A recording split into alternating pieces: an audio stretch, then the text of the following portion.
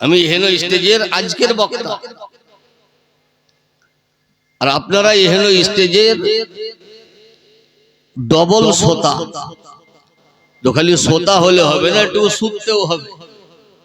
এই জন্য খুব বিরক্ত করবো না যে আজকের যে জলসা, আজকের যে সভা শুধু মডেল গ্রামে নয়, সারা পৃথিবীতে যেখানে মানব বসবাস করছে, নিজের মহব্বত অনুযায়ী, নিজের ক্ষমতা অনুযায়ী, নিজের সাধ্য অনুযায়ী নবী পাক সাহেবে লাউলা ফখরে মৌজুদা সাল্লাল্লাহু আলাইহি ওয়াসাল্লামের শুভ আগমনকে লক্ষ্য করে ওয়েলকাম জানাবার উদ্দেশ্যে জশ্নে ঈদে মিলাদুন নবী সাল্লাল্লাহু আলাইহি ওয়াসাল্লাম পালন করছে। আজ আমরা মুসলমান সারা পৃথিবীকে বুঝলাম, আকাশ থেকে মহাকাশ, জমিন থেকে আকাশ পর্যন্ত বুঝে ফেললাম, কিন্তু একটা জিনিস আমরা আজ পর্যন্ত বুঝতে পারলাম না যে নবী মুস্তাফাকে, এহেন নবী পাক সাহেবে লাউলা ফখরে মৌজুদা সাল্লাল্লাহু আলাইহি ওয়াসাল্লামের প্রতি এবং আজকে যে জলসা, এহেন জলসাকে লক্ষ্য করে কয়েকটি মোটা মোটা কথা যাতে ঘুমাইলেও হারিয়ে না যায়। খুব এমার্জেন্সি বলে ইনশাআল্লাহ বিদায় নেব, কারণ যে গরম পড়ছে, টাকা পয়সার গরম নয়, আবহাওয়ার গরম। যে 2-4 ঘন্টা যদি স্টেজে থাকে তো নিশ্চয় আয় দেখেন।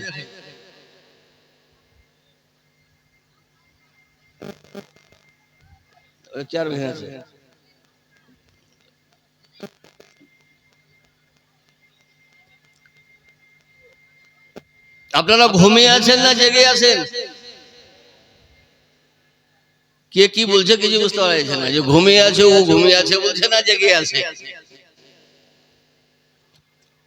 আজ জশ্নে ঈদে মিলাদুন নবী সাল্লাল্লাহু আলাইহি ওয়াসাল্লাম পালন করছে মুসলমান। নবীর আশিক, নবীর প্রেমিক, নবীর অনুরাগী। আর যারা জশ্নে ঈদে মিলাদুন নবী টোটালি পালন করে না, তাদের হচ্ছে কষ্ট। আজ জশ্নে ঈদে মিলাদুন নবী সাল্লাল্লাহু আলাইহি ওয়াসাল্লামকে নিয়ে পৃথিবীতে এক নয় 1000 প্রশ্ন তৈরি হয়েছে। আমরা জশ্নে ঈদে মিলাদুন নবী সাল্লাল্লাহু আলাইহি ওয়াসাল্লাম পালন করি, আর যারা পালন করে না তাদের তরফ থেকে প্রশ্ন।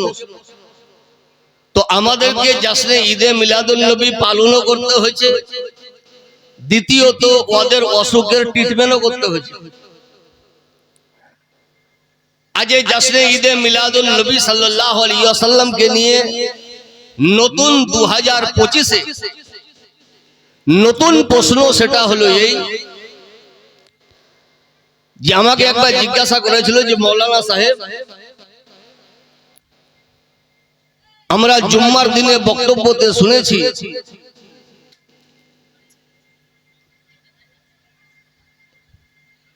যে 12 রবিউল আউয়াল নবী মুস্তাফা দুনিয়াতে পদার্পণ করলেন,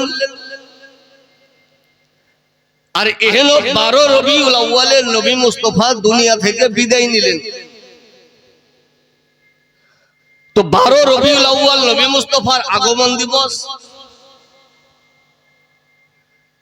আর কয়েক বছর পর 12 রবিউল আউয়াল নবী মুস্তাফার ওফাত দিবস, বেসাল দিবস, বিদায় দিবস। সাল আলাদা আলাদা কিন্তু ডেট একই। কথা বুঝতে পারছেন তো? 12 রবিউল আউয়াল নবী পাক আসলেন, আর 12 রবিউল আউয়াল ওই দিনই নয়, কয়েক বছর পর। সাল আলাদা কিন্তু ডেট ওটাই। 12 রবিউল আউয়াল নবী মুস্তাফা দুনিয়া ছেড়ে বিদায় নিলেন। তো ওদের প্রশ্ন হলো যে আপনারা যে জলসা জুলুস করছেন, গ্রাম থেকে কালিয়াচক পর্যন্ত জুলুস নিয়ে যাচ্ছেন, তো এটা কোন খুশিতে? ওই দিন তো নবী মুস্তাফা ইন্তেকালও করেছে। তো কেউ যদি ইন্তেকাল করে তো আপনারা কি খুশি করেন? তো যারা ঈদে মিলাদুন নবী পালন করে না তাদের প্রশ্ন, ওই দিন নবী এলেন আর ওই দিন বিদায় নিলেন, তো আপনারা খুশি করেন, এর মানে আপনারা নবীকে মানেন না।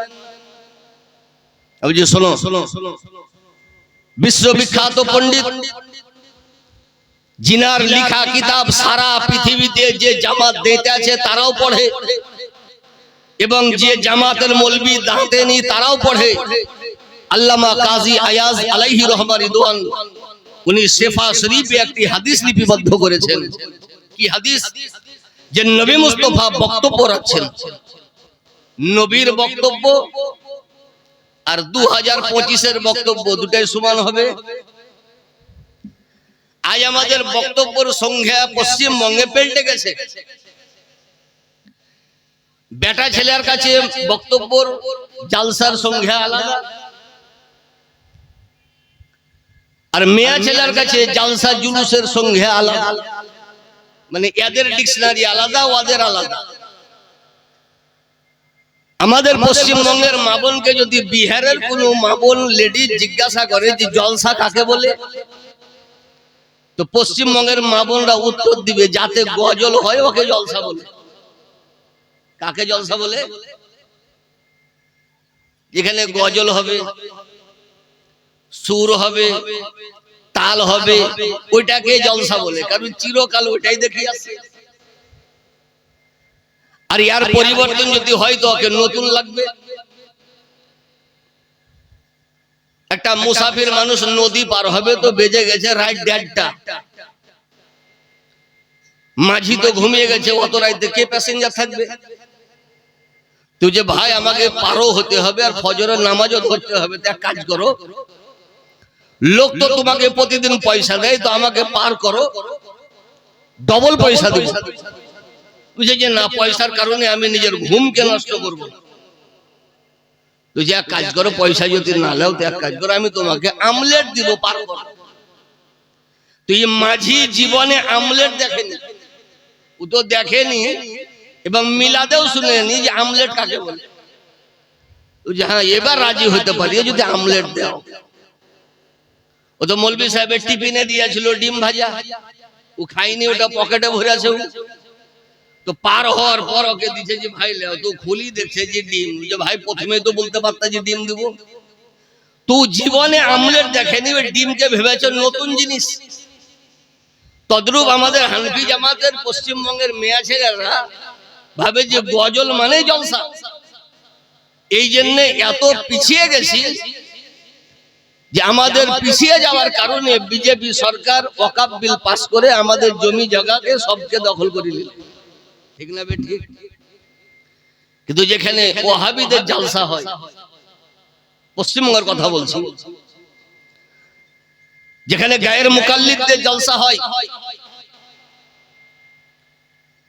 এখানে জলসাতে ওরা গজলকে ইন্দিরা গান্ধী যেমন এমার্জেন্সি জামানায় অপারেশন করে বন্ধ করে দিয়েছিল, এদের জলসাতে গজল টোটাল ব্যান্ড। এই জন্য ওদের মেয়ে ছেলে আর আমাদের মেয়ে ছেলে আসমান জমিন পার্থক্য। একটা কোনো ওয়াহাবি মেয়ে ছেলে যদি মডেলে 1 বছর থাকতে পায় তো গোটা মডেলকে লামোঝামি করে দিবে। কিন্তু আমাদের কোন সাইকুল হাদিস একটা গায়ের মুকাল্লিদ গ্রামে যদি 2 বছর থাকে তো ও হানফি করবে কি নিজেই গায়ের মুকাল্লিদ হয়ে যাবে। কথা বুঝতে পারছেন তো? এই জন্য সিস্টেমটা চেঞ্জ করতে হবে। পশ্চিমবঙ্গ মেয়ে ছেলের কথাই চলুক, ভারত মেয়ে ছেলেদের কথাই চলুক, কিন্তু জলসাটা যাতে বেটা ছেলেদের কথাই চলে। কারণ আমাদের জলসা পারপাসে শুধু মডেল নয়, গোটা পশ্চিমবঙ্গে মিলিয়ন ডলার খরচা হচ্ছে, কিন্তু ফায়দা কিছুই হয়েছে। তো এখানে জলসা করা আর টেনে গান শোনা দুটাই সমান। এই জন্য মডেলিং আনতে হবে জলসা। তো বলতে চাচ্ছিলাম, নবী বক্তব্য রাখছেন, সাহাবী বক্তব্য শুনছেন। তো সাহাবী কত ব্রেনি, নবীর বক্তব্য শুনে একজন সাহাবী নবীকে বলছেন যে হুজুর, আপনি যখন বিদায় নিয়ে চলে যাবেন তো আমরা কাকে নিয়ে জীবন যাপন করব? তো নবী বলছে যে ঘাবড়িয়ে যেও না, হায়াতি খায়রুল লাকুম ওয়া মাউতি খায়রুল লাকুম। হে সাহাবী, আমার দুনিয়াতে আসাটাও তোমাদের জন্য নিয়ামত, আর আমার দুনিয়া থেকে বিদায় নেওয়াটাও তোমাদের জন্য নিয়ামত। তাহলে কি বুঝা গেল যে 12 রবিউল আউয়াল নবীর ওসিলাতে আল্লাহর তরফ থেকে আমরা দুটো নিয়ামত পেয়েছি। নবী এলেন ওটাও নিয়ামত, নবী বিদায় নিলেন ওটাও নিয়ামত। আর নিয়ামত পেলে কেউ কান্না করে না, খুশিতে উল্লাসিত হয়। এই জন্য আমরা জশ্নে ঈদে মিলাদুন নবী পালন করতে আছি। যে এইরকম ভাবে তো আমাদের মৌলবীরা বলে না। তো আজ 12 রবিউল আউয়াল জশ্নে ঈদে মিলাদুন নবী মানে আল্লাহর তরফ থেকে আমরা ডবল নিয়ামত পেয়েছি। এক নিয়ামত হলো এই